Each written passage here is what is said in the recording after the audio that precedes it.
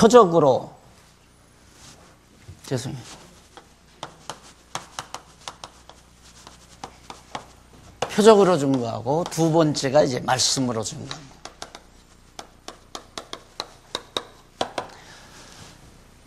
자, 이 많은 분량이지만 우선 첫째 대목에서 주인의 신분에 의해서 예수가 높으신 신분을 가지고 계시는 그리스도다라고 하는 걸 증거하는데, 주인의 신분이 정말 맞은가, 그거에 대해서 예수님이 직접 표적으로 내가 주인이다라는 사실을 보여주고, 그리고 말씀을 통하여 당신이 주인 되심을 확증해 주심으로, 아, 예수님은 정말 주인, 높은 분 아니에요? 주인이시니까. 종이 아니고 주인이니까 높은 신분을 가지고 계시는 그리스도임이 분명하다. 그런 논리적 흐름으로 정리가 됩니다. 그래서 오늘은 두 번째로 이 말씀으로 이제 증거하는, 말씀으로 주인이 되심을 증거하는 그런 대목이 12장에서 13장 나타납니다. 정말 예수님이 당신이 주인이라고 증거했나? 그 증거하는 내용이 뭐냐면 12장 1절로 17절까지는 순환의 신분을 통해서 당신이 많은 순환을 겪어요. 그걸 통하여 이제 가르쳐 줍니다. 주인이라는 것을. 그 다음 18절로 44절까지는 18절로 44절까지 거기는 영광의 신분, 내가 이렇게 많은 순환을 당하지만 실상은 내가 굉장히 영광스러운 신분이다. 그리고 13장에서는 내가 영광스러운 하나님의 아들 그리스도로 내가 장차 재림할 것이다 라는 그런 대목으로 12장에서 13장까지 그렇게 이어져 갑니다. 그걸 예수님이 지금 가르쳐 주어요. 그럼 먼저 순환의 신분을 가르치는 내용이 12장 1절로 17절인데 넘어가서 41페이지에 한번 보세요. 41페이지 12장 1절로 12절에 포도원을 만들어서 새를 준 비유로 순환의 신분을 가리키죠. 예수님이 왜 순환을 당하는가, 그 당하는 이유를 포도원을 만들어서 새를 준 비유를 해요. 그러니까 어떤 사람이 포도원을 잘 만들어서 새를 내준 거예요. 쭉 다 새를 내줬는데 이제 포도가 익었으니까 세금 받으러 왔을 거 아니에요. 새를 받으러 오니까 종들이 받으러 오니까 다 죽여요. 새를 안 줘요. 내쫓고 받아주지 않고. 그래서 결국 이제 나중에는 아들이 가지요. 농장 주인 아들이 새를 받으러 가요.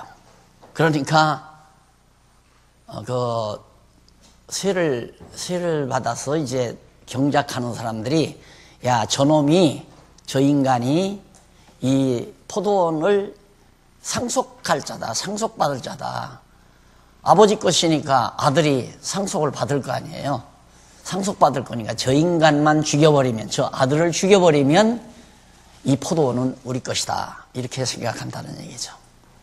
얼마나 정말 그 비유가 대단한 비유인지 모릅니다.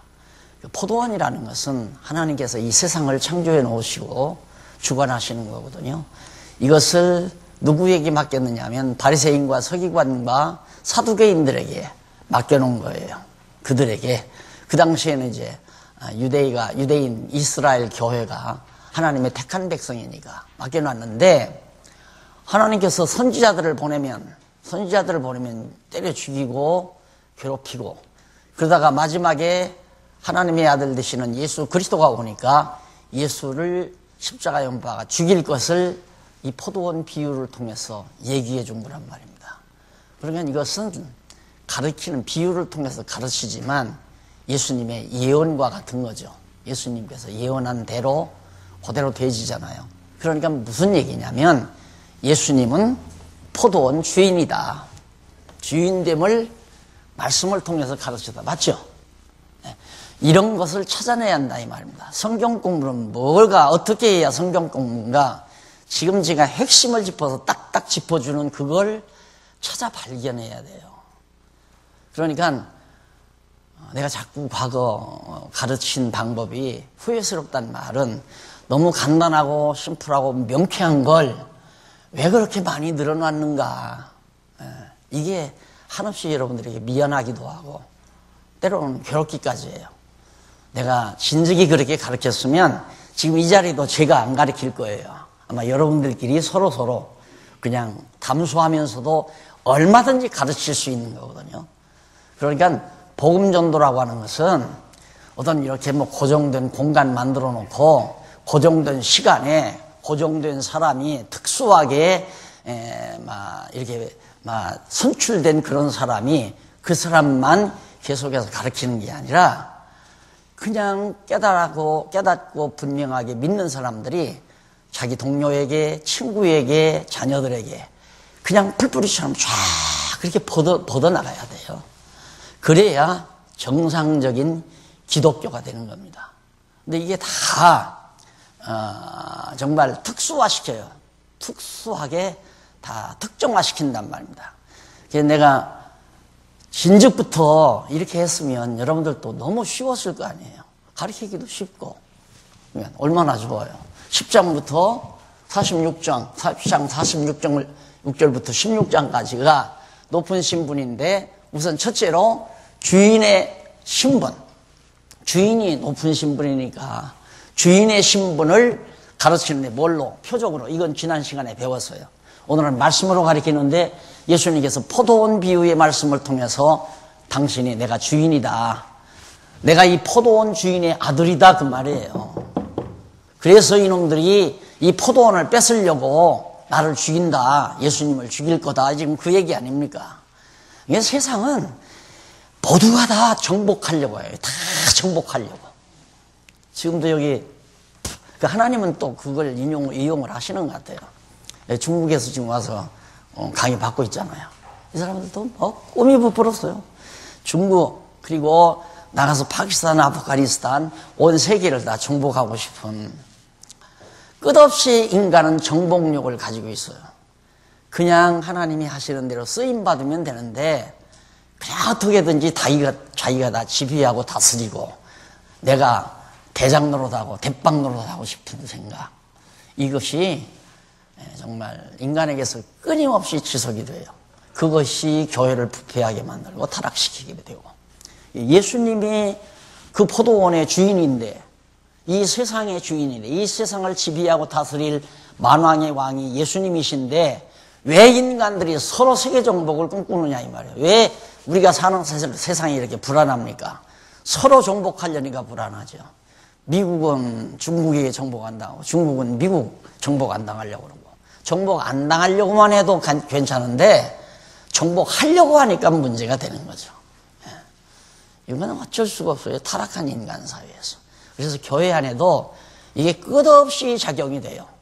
내가 지금 자꾸 개혁 후기 접어들면서 홀로 서라. 하나님 앞에서 그냥 딱 홀로 서라. 누구도 의지하지 말아라. 아무도 의지하면 안 돼요. 다 각자 하나님 앞에서 딱 홀로 서가지고 자기가 하나님께 쓰임받으면 돼요. 그래서 믿는 거 아는 것 같은 사람들끼리 마음과 뜻을 모아서 함께 일해 나가면 되는 거고, 누구의 지배 받을 것도 없고 누구 지배하려고 할 것도 없고, 지배하려는 사람도 나쁜 사람이고 지배하려는 사람도 나쁜 사람이지만 지배받는 사람도 참 나쁜 사람이에요. 못난 사람이에요. 왜 지배받아요? 이렇게 똑똑하게 성경을 다 알 수가 있는데, 예수님이 주인이구나. 예수님이 주인인데 이 교회 주인 누구예요? 예수님 아니에요? 이 교회도 예수님이에요. 근데 이 교회를 서로 지배하고 싶은 욕망을 못 버린단 말입니다. 그러니까 모든 사람들이 다 그렇게 생각하는데, 내가 버리니까, 내가 이걸 딱 놔버리니까 이해를 안 하는 거예요. 꼼수가 있다고 이해 안 하는 거예요. 그렇게 답답한 거죠, 저는. 그래서 아마 혈압이 오르는지도 몰라요. 나는 분명히 내가 주인 안 되려고 버렸는데도 사람들은 모두가 다 그게 아니니까 이 좋은 걸 왜 버리겠냐. 나는 못 가져서 아닌데, 집에 못해서 아닌데. 지금 이 하는 말 굉장히 중요한 말입니다. 정말로 중요한 말이에요.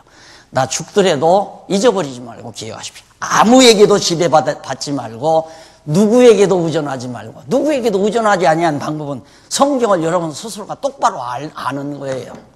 모르면 남에게 쏘가요. 이렇게 가르치면 이렇게 믿고 저렇게 가르치면 저렇게 믿고. 이 성경 알면 딱 누구한테 끌려갈 필요도 없잖아요. 누구 의지할 것도 없고.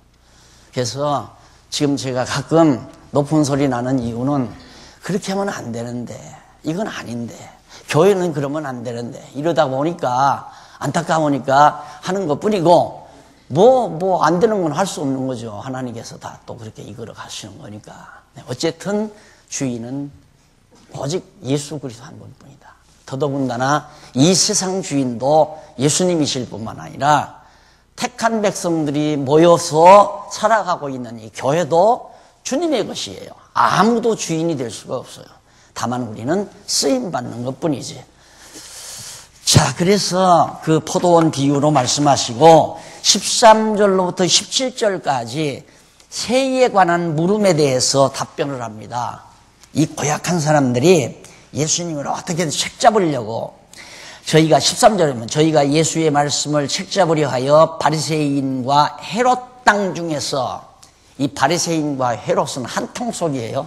이거 꼭 기억하셔야 요한계시록 강의 들을 때 이해가 쉽습니다. 헤롯 땅과 바리새인들. 왜? 헤롯은 가짜 왕 아니에요. 다윗의 자손이 아니거든요. 다윗의 혈통을 타고난 자가 아니에요. 로마에 가서 완전히 아첨해가지고 로마 제국으로부터 왕권을 받아서 허수아비 왕으로 타는 게 헤롯이란 말입니다. 그 헤롯스럽고 또 권력을 부리는 자가 누구냐면 바리새인들, 서기관들, 장로들, 그 당시에 이제 사내들인 공회원들, 이 사람들이 헤롯 땅과 짝짝해, 헤롯하고 짝짝꿍해서, 그래서 사내들인 공회와 헤롯 땅은 상당히 서로 목적이 같을 때는 같이 하고 목적이 틀릴 때는 좀 갈등을 빚고 이러면서 이제 조화를 이루어가는 사람들이에요. 예, 헤롯도 나쁜 사람이지만 바리새인들도 나쁜 사람들이고요. 이 사람들이 예수를 시험하려고 와서 딱 로마에다가 세금을 내야 됩니까? 안 내야 됩니까? 물어요. 로마 제국에다가 세금을 내야 되느냐고. 왜 그러냐면 헤롯은 왕권을 받았으니까 세금 걷어가지고 상납을 해야 되잖아요. 로마 제국에다가. 그러니까 그걸 만약에 못하게 하면 그 죄로 인해서 예수를 책잡으려고 하는 거고, 하라고 하면 또 반대자들에게 의해서 야, 이건 완전히 유대 나라를 자존심을 상하게 만든다. 이래가지고 이제 예수를 책잡으려고 하는 거고요. 그렇게 이렇게 대답해도 걸리고 저렇게 대답해도 걸리는 거예요. 그러니까 예수님은 확실히 생각이 뚜렷하니까 즉석에서 대답해 버리잖아요. 이 사람이 꼼수가 있으면 절대 즉석에서 대답을 못하는 대답이 참 많아요. 꼼수가 있으면.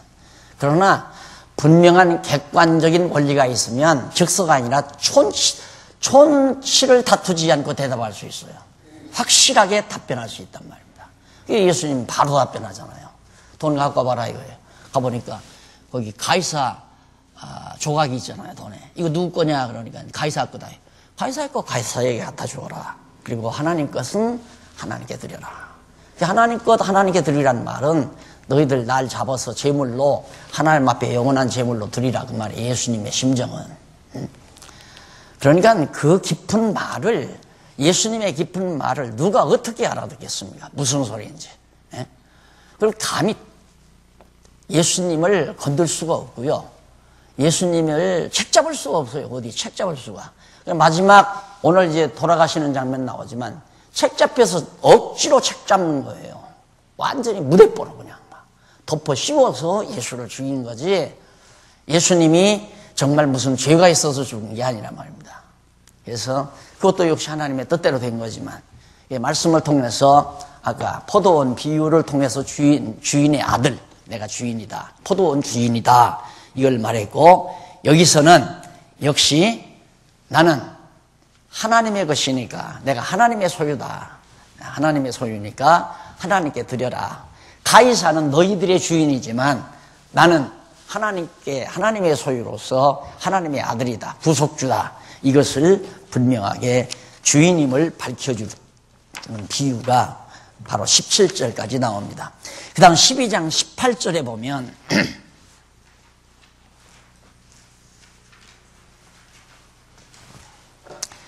12장 18절에 보면 18절로 44절까지 보면 영광의 신분을 가르쳐 줍니다. 예수님 영광스러운 신분. 이거 뭐가 어떻게 맞습니다. 18절. 우선 18절로 27절까지 보면 46페이지 부활 때의 물음에 대해서 답변으로 영광의 신분을 가르쳐 줍니다. 자, 예수님을 어떻게든지 이제 코너에 몰기 위해서 누가 7 형제들이 있었다 이거예요. 7 형제가, 아들이. 그런데 큰아들이 장가가서 아들이 죽었어요.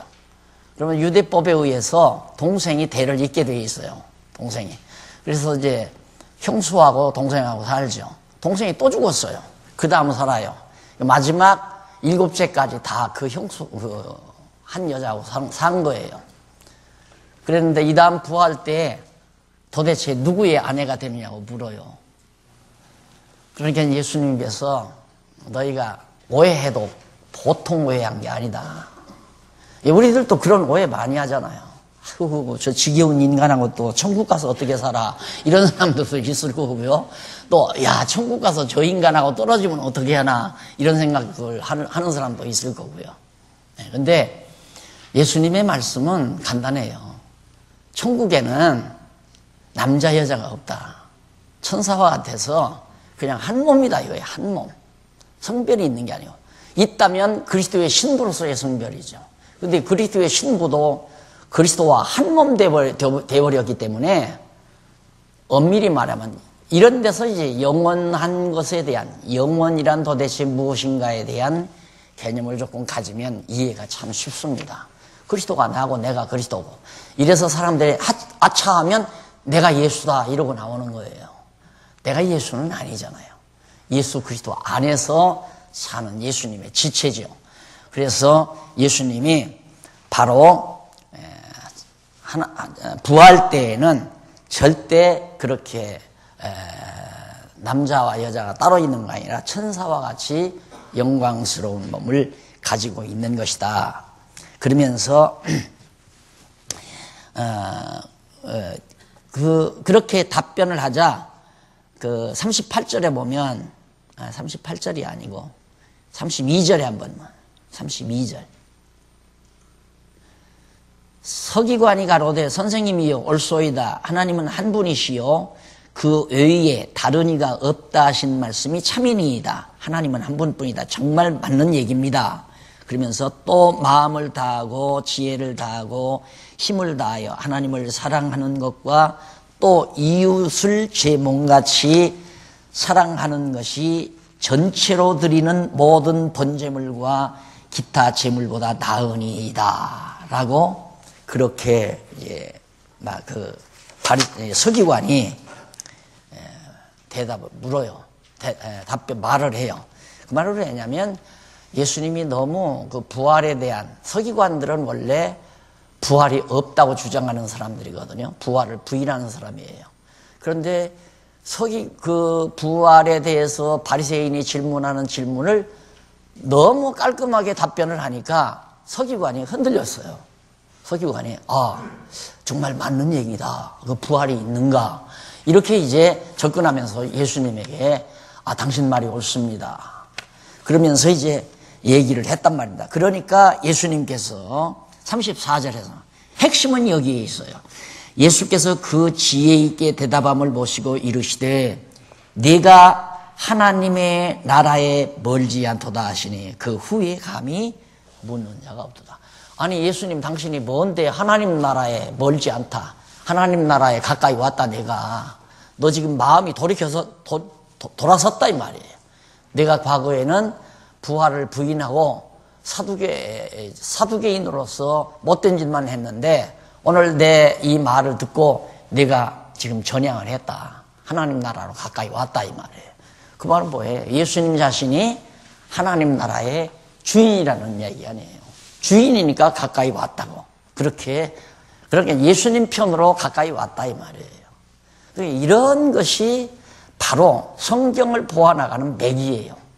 요 맥을 놓치면 안 돼요. 맥을 이어줘야 돼요. 우리 앞으로 여러분들이 이 다음에 공부를 시킬 때에도 맥을 이어주세요. 맥만 이어주면 돼요. 맥이 안 이어주면 맥을 찾아야 돼요. 어디에 이 맥이 있나 맥을 찾아서 자꾸 연결해 줘야 돼요. 그게 공부시키는 방법입니다. 그러니까 여러분들도 이렇게 공부한번 딱 하고 나면 얼마든지 같이 읽어가면서 맥을 이어줄 수 있어요. 이렇게. 아, 이거 아니야? 아, 이거네. 모르면 또 강론지 보면 또 나와 있고요. 자세하게 나와 있고요. 이렇게 돌아가야 교회가 교회다워지지 간판만 교회라고 교회냐 이 말이에요. 그 다음 35절로 40절에 보면 다윗의 글과 위선에 대한 경고로 영광스러운 그리스도의 신분, 영광스러운 주인의 영광스러운 신분이란 말이에요. 주인의 신분. 주인은 영광스럽잖아요. 영광스러운 주인의 신분을 밝혀주는 거죠. 자, 예수께서 성전에서 가르칠 때 어찌하여 서기관들이 그리스도를 다윗의 자손이라 하느뇨?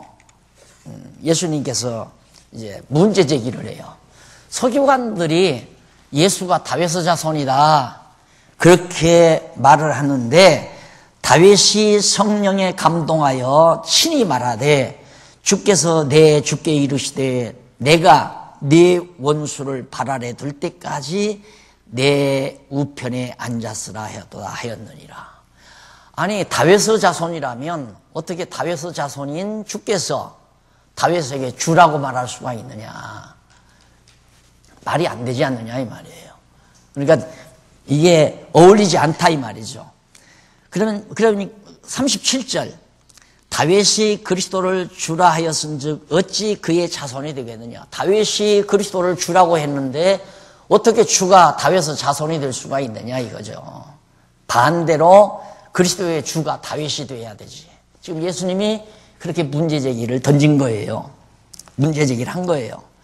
하시더라. 백성이 즐겁게 듣더라. 바로 이겁니다. 공부시키는 방법은 반드시 문제를 던져줘야 돼요. 정말 이게 뭔가? 아이들하고 수수께끼 하면 또 교육학까지 강술 거까지 가르쳐, 강술하는 방법까지 가르쳐야 되는데. 아이들하고 수수께끼 하면 눈을 초롱초롱 뜨고 막 달겨들지 않아요. 이게 뭐지? 하고 물으면.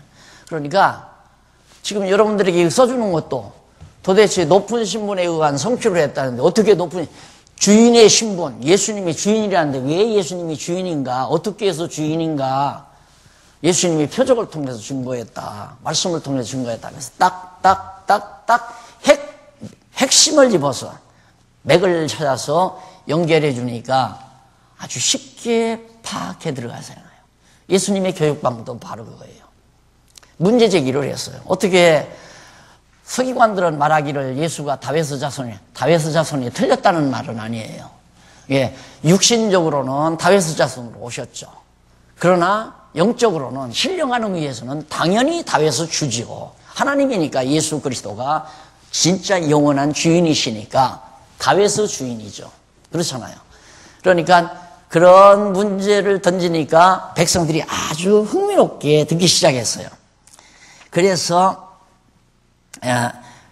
듣기 시작했는데 다윗이 즐겁게 듣더라. 38절 예수께서 가르치실 때에 가라사대 긴 옷을 입고 다니는 것과 시장에서 문안받는 것과 회당의 상좌와 잔치의 상석을 원하는 서기관들을 삼가라.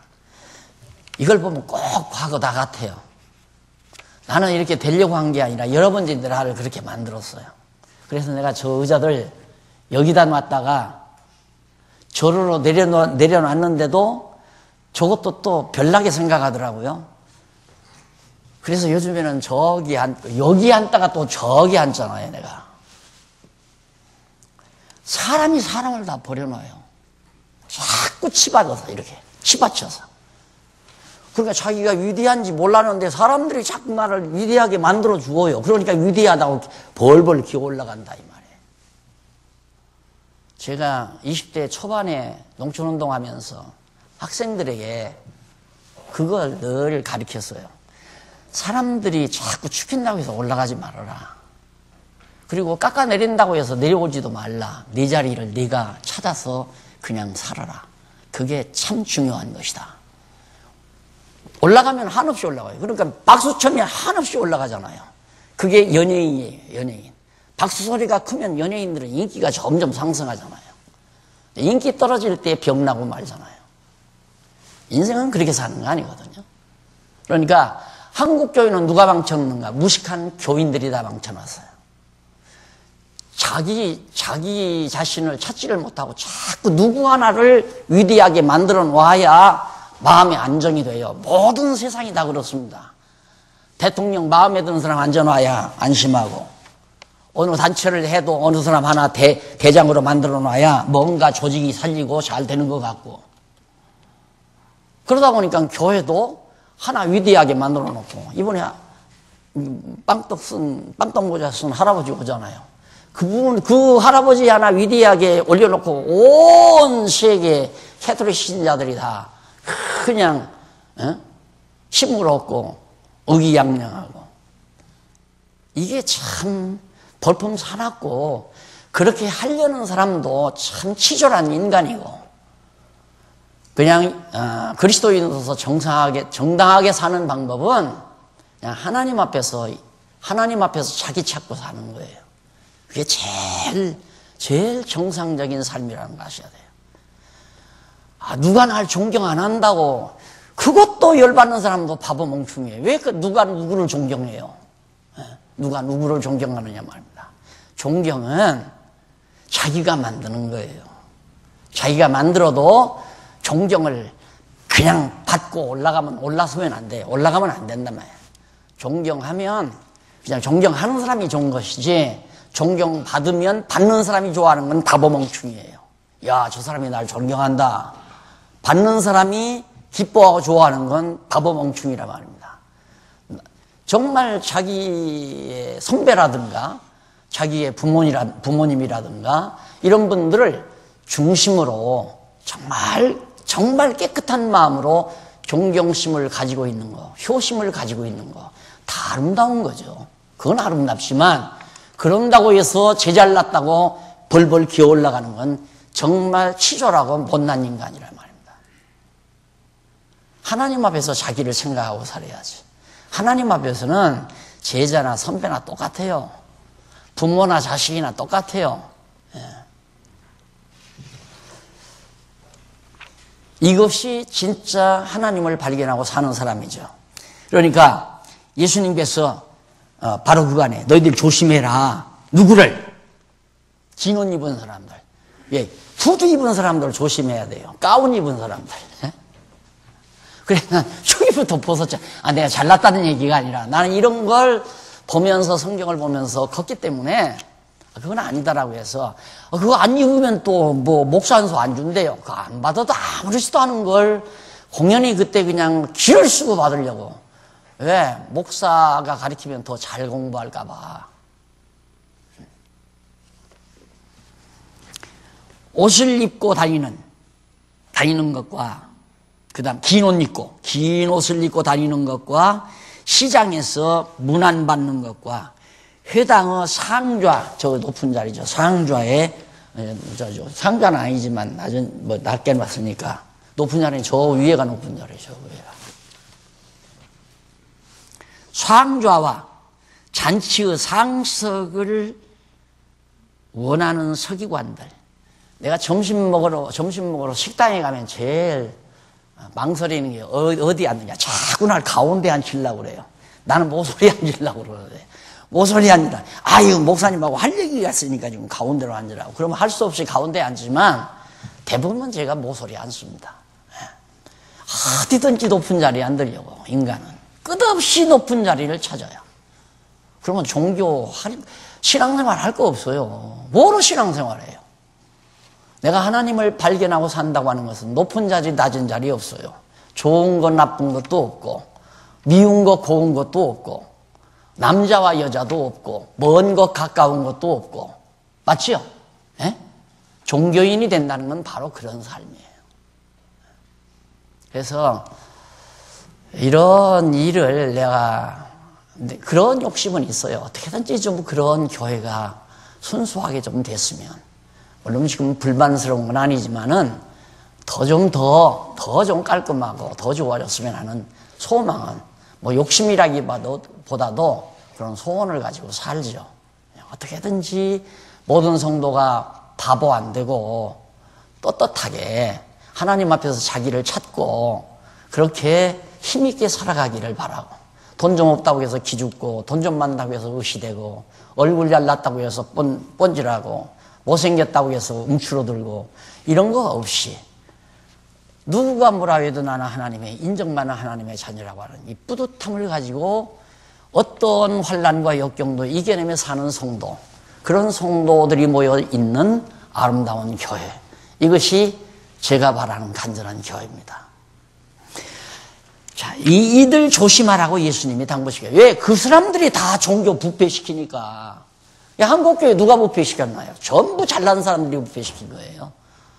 훌륭하다는 목사들이 다 교회 부패시킨 거예요. 이게 큰 교회일수록 훌륭한 목사 아니에요?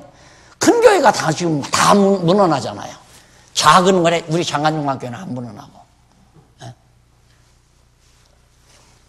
예? 뭐니 해도 목사 때문에 교회가 다 망가지는 거예요. 목사 때문에. 이 당시에도 종교 지도자들이 유대교를 다 하나의 음료처럼 만들어 놔버렸고, 12장 41절로 44절 거기 보면 부자와 과부가 넣은 연보 평가로 영광의 신분을 가르칩니다. 이 정말 보는 시각이 가치가 달라요. 세상과 하나님의 나라가.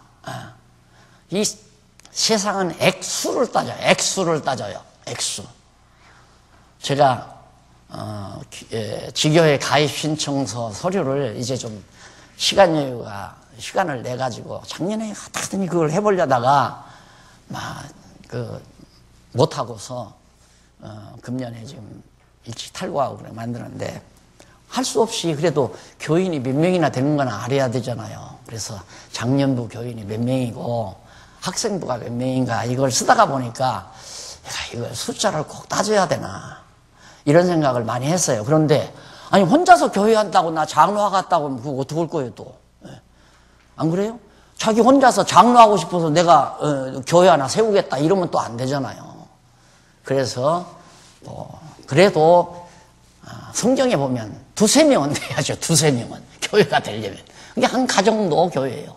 중국에 오신 지도자들 보니까 가정교회래요. 이웃들하고 가정에서 모여서 하는 거죠. 그게 하나의 교회죠. 그러니까 그런 규모라도 파악해서 우리 전체 지도자들이 공감을 하고 협의를 하는 게 좋겠다 해서 그 난을 만들면서 그런 생각을 했습니다. 예수님은 수 안 따졌어요.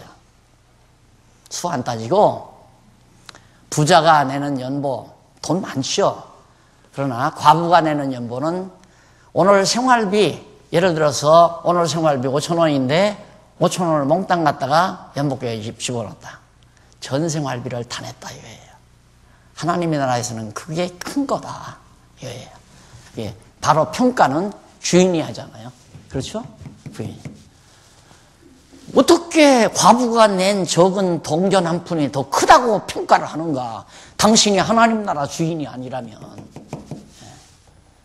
이런 맥을 찾아서 연결해 주면 공부 더 할 것도 없고 덜 할 것도 없고 완벽하게 하는 거다.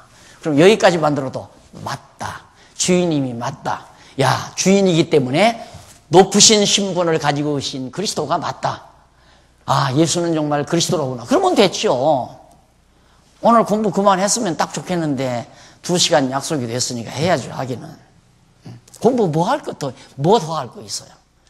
여러분들이 무슨 발명을 해서 기업을 하시려면 새로운 기술을 발명해서 뭐 공부를 해야 되겠고, 또 고시에 합격하려면 법리 공부를 해야 되겠고 하겠지만, 하나님의 사람으로 살아가는 데는 예수가 그리스도로 믿어지면 충분하단 말입니다.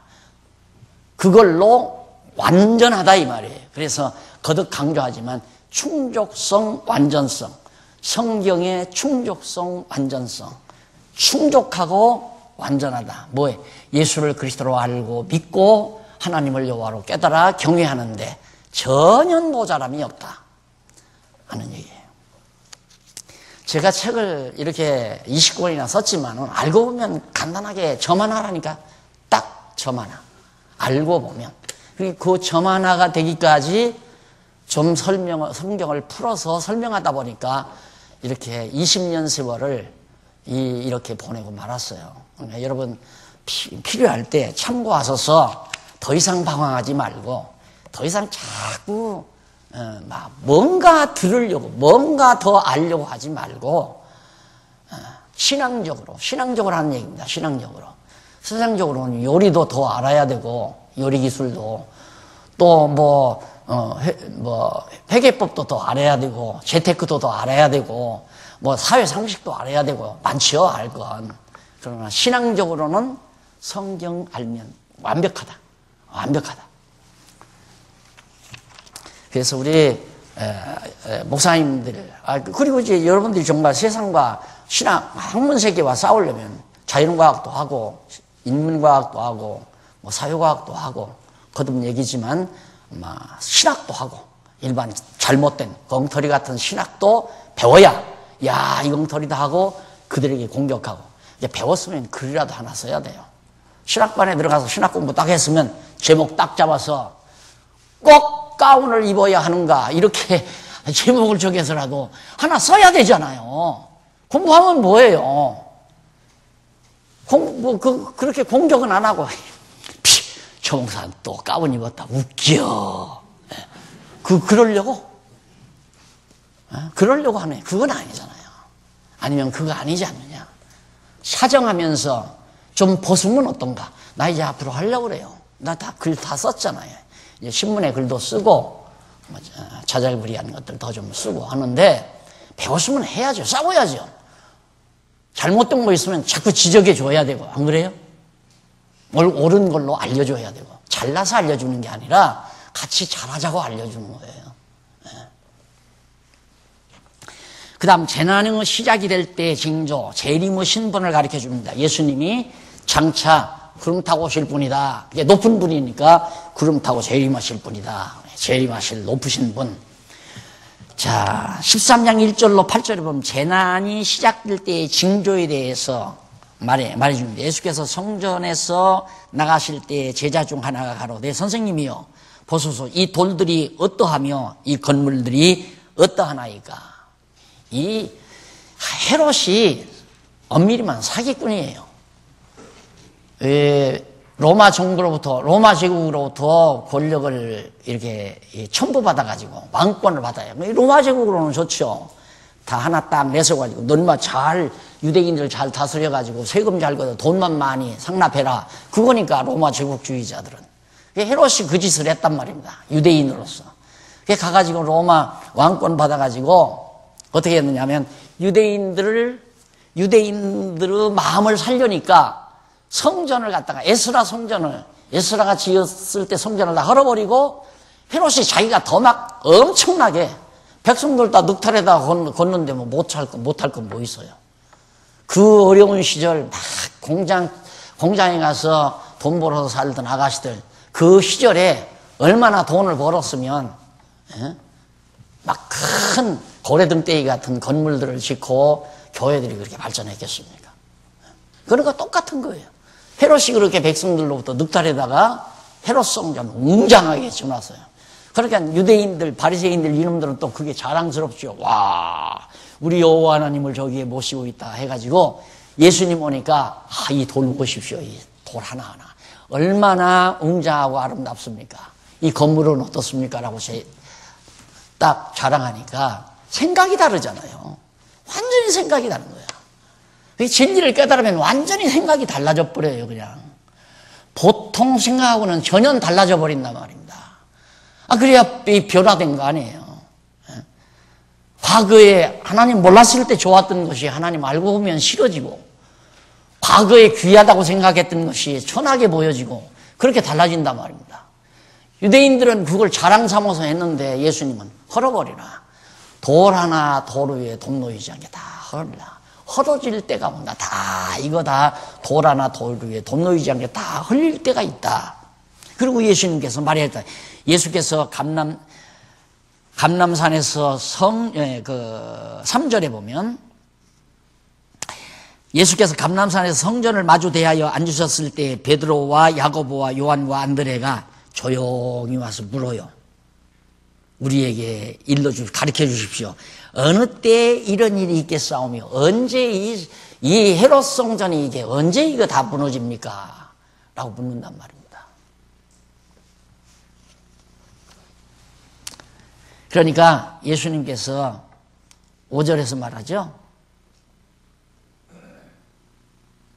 무슨 징조가, 어떤 징조가 나오느냐고 물으니까 예수께서 이르시되 너희가 사람의 미혹을 받지 않도록 주의하라 하면서 많은 사람이 내 이름으로, 예수 그리스도의 이름으로 와서 내가 그리스도라 하여 많은 사람을 미혹해 하리라. 난리와 난리 소문을 들을 때에 두려워 말라. 이런 일이 있어야 하되 아직 끝은 아니다. 끝은 아니고 민족이 민족을, 나라가 나라를 대적하여 일어나겠고 처처에 지진이 있으며 기근이 있으리니 이는 겨우 이게 재난의 끝이 아니라 재난의 시작이다. 그러니까 예루살렘이 성전이 무너지는 그때가 유대인의 재난의 시작이 되진다. 이런 얘기예요. 그러면서 이제 말씀했는데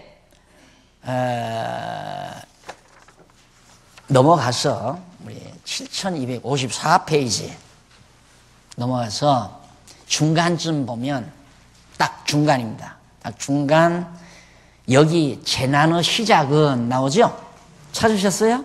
네, 재난의 시작은 예루살렘 성전이 무너질 재난을 비롯해서 유대인들이 계속해서 받을 재난에 대한 시작이라. 유대인들이 앞으로 계속 재난을, 예루살렘 성전이 불타면서부터 이제 재난이 시작이 된다 이 말이죠. 그것은 재난의 시작에 불과한 것이다. 그러면서 그 밑으로 세 번째 내려가서 앞부분에 보면 사도행전 기자 누가는 찾으셨죠? 사도행전 기자는 선지자 아가보가 예언한 대로 글라우디오 때에 크게 흉년이 들었다고 기록하고 있습니다. 사도행전 11장 28절에. 그러니까 예수님의 예언대로 이루어졌다 이 말이에요. 예수님은 32년, 주 32년이 33년경 이게 죽으시려고 예루살렘에 올라갔을 때니까. 그러니까 그때는 아직 예루살렘이 무너지지 않았을 때는, 성전이 무너지지 않았단 말입니다.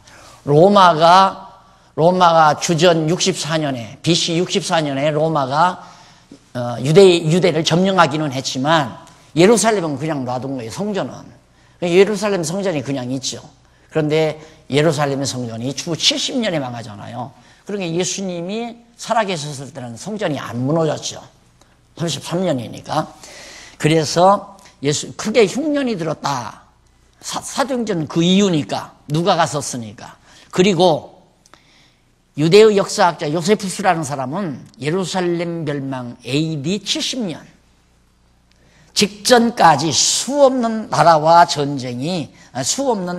전쟁이 일어났고 계속해서 흉년이 들었다고 그렇게 기록하고 있죠. 그러니까 예수님 오시고 64년 BC 이때 로마가 유대를 점령해요. 유대를 다 점령하고. 그리고 이제 로마 제국 치하에서, 헤로드 왕 치하에서 예수님이 출생을 하죠. 그리고 33년에 예수님이 십자가에 못 박혀 죽으시고 부활 승천하셨단 말입니다.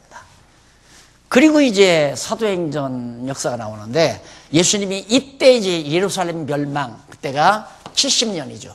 AD 70년. 예수님이 앞으로 한 40여 년, 30한 7년 후에 되질 일을 미리 예언한 거예요. 돌 위에 돔 놓이지 않게 그 성전이 다 헐리우리라. 헐어버린다 이거예요. 언제 이런 때가 옵니까? 그러니까 그 징조가 뭐냐면 난리와 난리, 막 민족이 일어나서 전쟁하고 흉년이 들고 한다. 그대로 사도행전에서도 사도행전 기자가 증거했지만 요세푸스 역사학자도 예루살렘 멸망인가 요즘 영화 하나 나왔더라고요. 우리 박국리 강사님이 보여줘서 내가 들었는데 한번 언제 기회 있으면 로마가 함락되는 장면이 거의 한 8, 90% 역사적인 사실대로 그게 마련이 됐대요. 그래서 진짜 한번 보니까 실감이 나더라고요. 나는데 예루살렘 성전이 이제 불타는 게 이제 주 70년에 불타잖아요. 그래서 로마가 예루살렘을 정복한 거예요.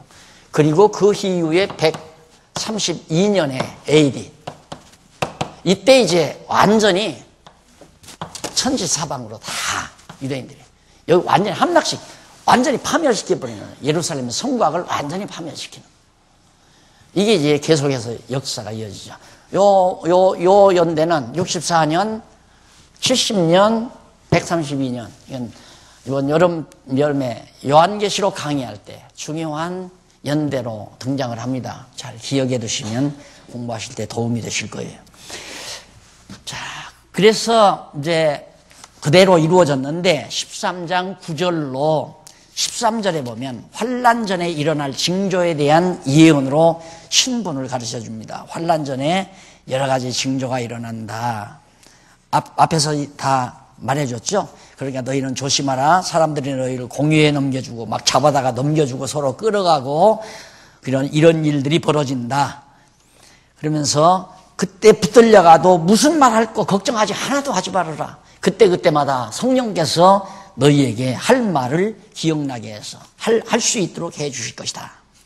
12절 형제가 형제를 아비가 자식을 죽는데 내어주며 자식들이 부모를 대적하여 죽게 하리라. 이때를 얘기하는 거예요.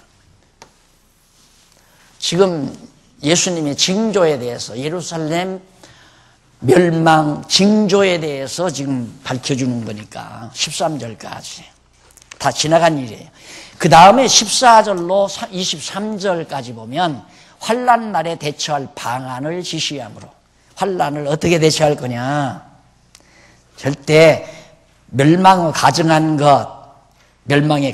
것이 서지 못할 곳에 선 것을 보거든 그때 조심해라 이 말이에요. 그게 뭐냐면 사실상 역사 이전에는 예루살렘 로마 제국주의자들이 벌써 예루살렘 멸망 전에 이들이 주피터 로마의 주피터 신상을 갖다가 예루살렘에 세워놨어요. 그리고 이 당시에 예루살렘 멸망 당시에는 바로 로마 군대들의 그 군기죠. 독수리가 그려있는 군기를 갖다가 예루살렘 성전에다가 꽂아놓고 그것이 서지거들랑 조심해라 이 말이에요. 벌써 예루살렘 멸망은. 그러니까 예수님은 장차 될 일을 다 알고 계시잖아요. 물론 어려서부터 12살 때부터 제사장들에게 성전에서 성경 공부했으니까 더 말할 것도 없지만 성경을 알면 내일을 알잖아요.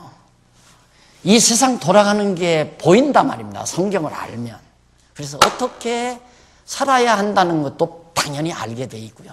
무엇이 가치로운가도 알게 돼 있고 그리고 어떤 상황이 와도 그 상황이 당연하다는 걸 깨닫게 되지는 거고. 자, 예수님이 이제 그걸 다 알기 때문에 전부 다 그걸 미리 다 가르쳐 주시면서 얘기하는데 중요한 것은 결이 되지 않도록 그 환난이 결에 오지 않도록 그렇게 너희들은 기도를 해라. 그 다음 임산부나 젖먹이는 환난을 피하는데 어려움이 있고 겨울은 환난을 피하는데 어려움이 있으므로 그러니까 환난을 피하는데 임산부도 젖먹이도 또 겨울도 이거 다 안 좋잖아요. 그걸 기도하라고 가르쳐주면서 그 이유에 대해서 창세로부터 당시까지는 물론 이후에도 그런 환난은 없었다. 장차에도 그런 환난은 없다. 그러니까 얼마나 이 당시에 있을 환난이 얼마나 대단한가를 알 수 있잖아요. 예. 그런데 그러면 앞으로 이 세상 종말에 가서도 마지막 반이 계속해서 앞으로도 그런 환란이 없다는 얘기인가? 아니에요. 오직 예루살렘의 국한, 이 예루살렘의 국한에서 이런 환란은 이때 임하듯이 이런 환란은 없다. 그 말이에요. 13장 24절로 37절 거기 보면 환란 후의 인자의 재림에 대한 예언으로 신분을 마감합니다. 자, 이 부분 조금 자세히 살펴야 될 부분이 있으니까 차 한 잔 드시고 15분에 들어오시기 바랍니다.